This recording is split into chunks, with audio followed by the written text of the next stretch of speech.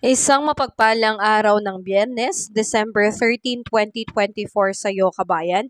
Narito po ang ating latest update ngayong araw na ito, pero bago ang lahat, ako po ay makikisuyo ng like and subscribe at pahit na rin po ng notification bell para updated ka pa sa ating susunod na ulat panahon.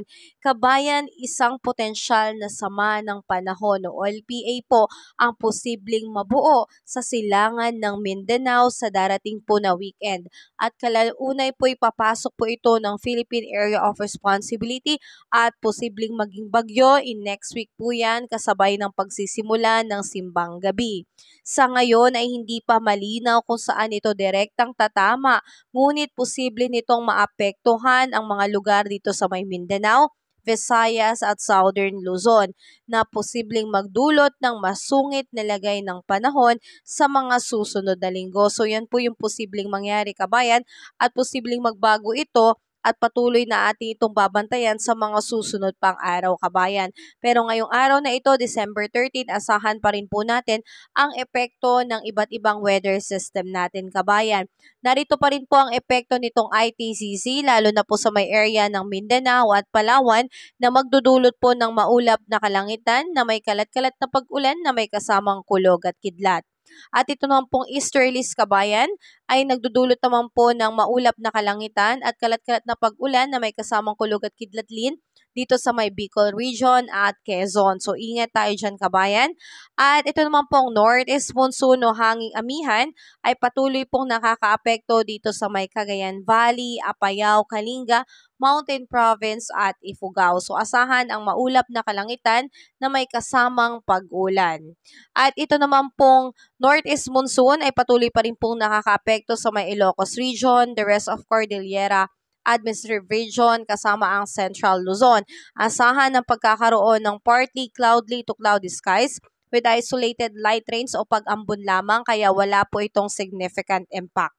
At dito naman sa atin sa may Metro Manila at ilang pang natitirang bahagi ng ating bansa, asahan ng malinsangang panahon o fair weather po pero pagsapit ng hapon, partly cloudy to cloudy skies with isolated rain showers or thunderstorm. So may posibilidad kabayan dahil nga dito sa ating mga weather system na nagdudulot po ng pag-ulan sa iba't ibang bahagi ng ating bansa. Posible pa rin po at hindi natin inaalis ang posibilidad na posible itong magbunsod ng mga biglaang pagbaha and landslide lalo na po sa atin sa mga prone areas natin.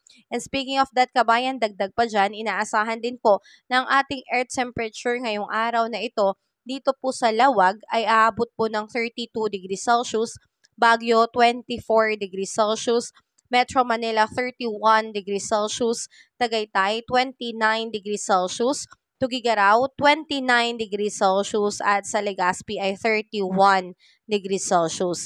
Sa may Calayan Island at Puerto Princesa abot po ng 31 degrees Celsius, medyo maulan. Iloilo 32 degrees Celsius, Tacloban 31 degrees Celsius, Cebu 30 degrees Celsius, Cagayan de Oro 30 degrees Celsius, Zamboanga 33 degrees Celsius at Davao po ay 32 degrees Celsius. So paalala lamang kabayan, palagi po tayong magdala ng payong kung tayo po ay papasok ng trabaho o kaya ng paaralan o lalabas ng bahay dahil posibilidad po ng pag-ulan ay nariyan dahil po dulot po ng ating iba't ibang weather system. Sa ngayon kabayan, wala rin po tayo nakataas na anumang gale warning signal sa ating mga baybayin kaya malaya pong makakapalaot at makauhuli ng isda ang ating mga kapatid dyan dahil wala pong nakataas na gale warning signals at mapayapa po at ligtas po ang alon sa ating karagatan. So mga kababayan, tulad nga ng nasabi ko kanina lamang, mayroon po tayo ngayon minomonitor na kaulapan sa malapit po dito sa may area ng Mindanao